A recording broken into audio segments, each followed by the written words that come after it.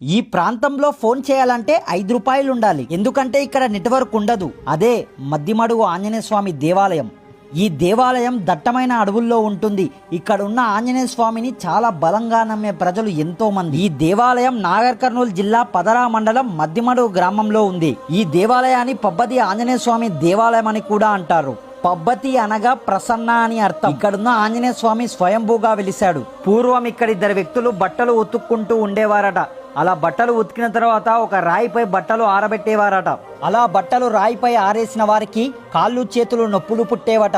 అలా రాయిపై వేసిన ప్రతిసారి ఇదే విధంగా జరగడాన్ని గమనించిన గ్రామస్తులు ఆ రాయిని పరిశీలించారు. ఆ రాయిని పరిశీలించగా అది ఆంజనేయ స్వామి ఆకారంగా కనిపించింది. స్వామి స్వయంభూగా వెలిశాడని ఇక్కడ స్థల పురాణం చెబుతుంది. ఈ దేవాలయానికి మీరు వెళ్ళినప్పుడు ఆలయం లోపల ఉన్న విగ్రహాన్ని పరిశీలిస్తే నైరుతి దిక్కుకు వంగినట్టుగా కనిపిస్తుంది. నిటారుగా నిలబెట్టడానికి ప్రయత్నించినా కుదరలేదు.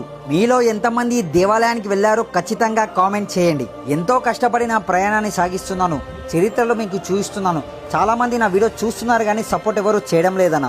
సపోర్ట్ అంటే ఏమీ లేదన్నా. నా అకౌంట్ని ఫాలో చేసి సపోర్ట్ చేయండి. మరెన్నో అద్భుతాలను మీకు చూపిస్తాను.